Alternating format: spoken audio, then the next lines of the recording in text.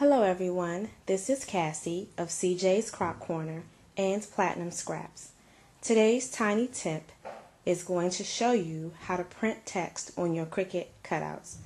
I'm in the process of working on this school layout and I have 3 examples that I'm going to show you today. The first example we're going to start with is this text box.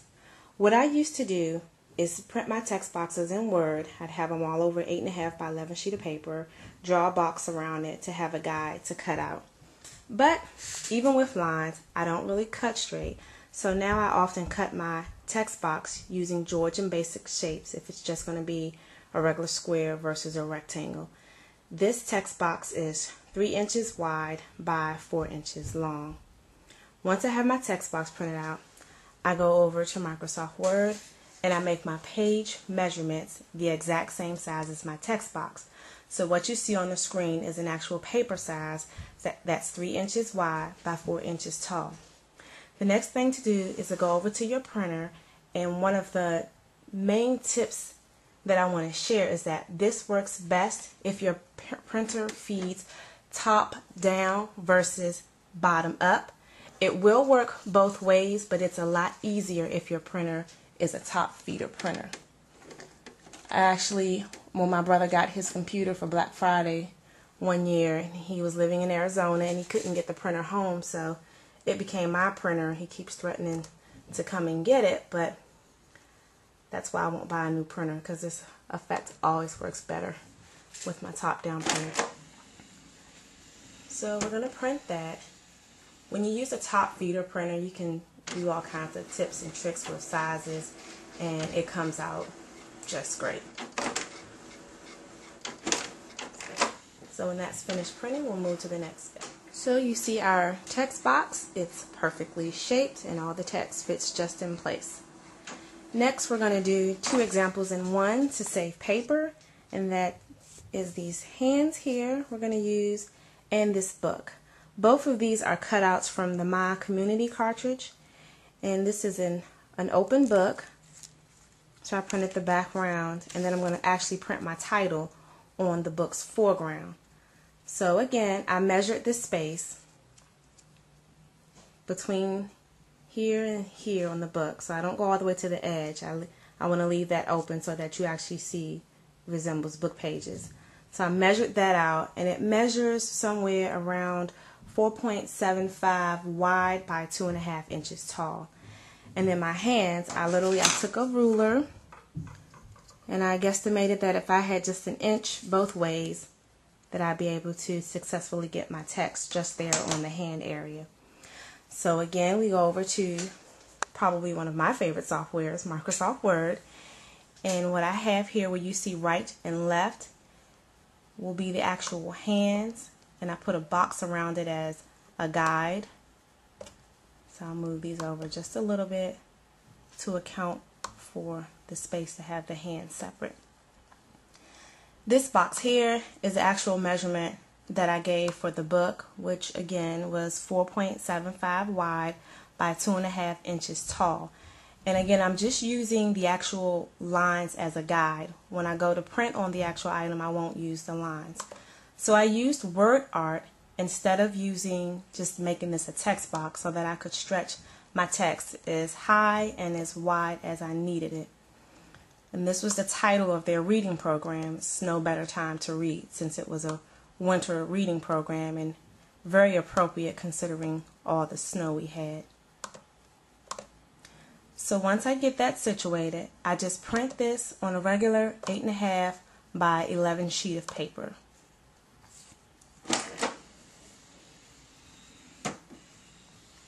Once this is finished, we'll move to the next step.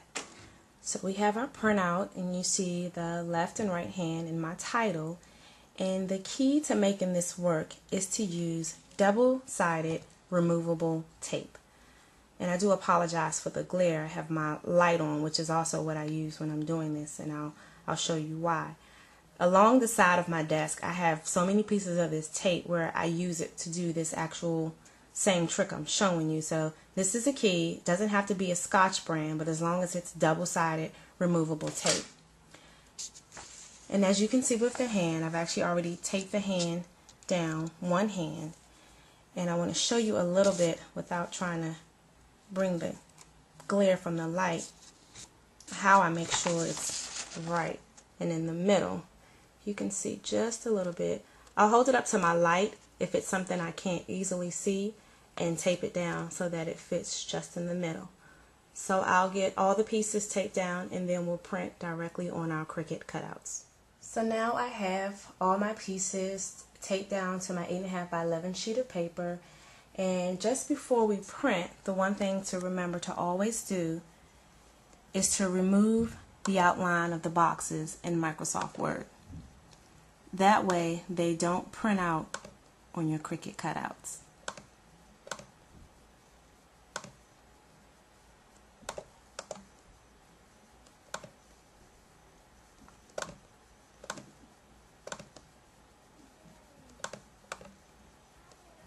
Once this is done, you just print again.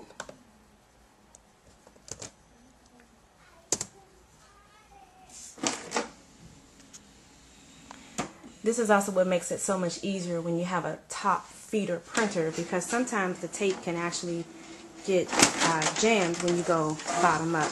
Believe me, I have tried that at work with my desktop there. So here we are. We pull off everything.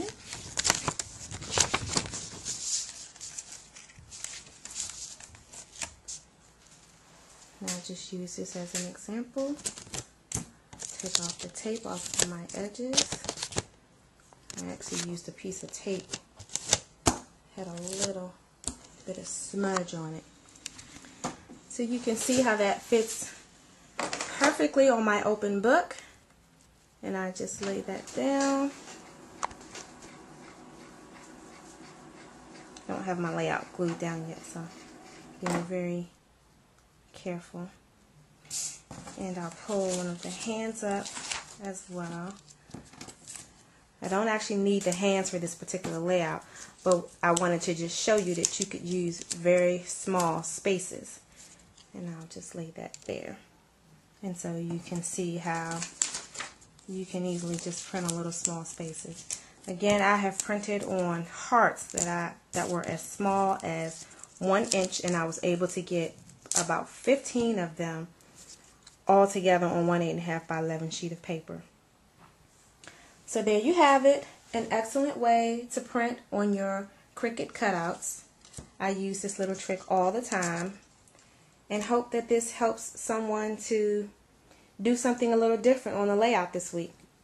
Don't forget to come back to CJ's Crop Corner and or Platinum Scraps and show us what you've done with this idea. Thanks for watching.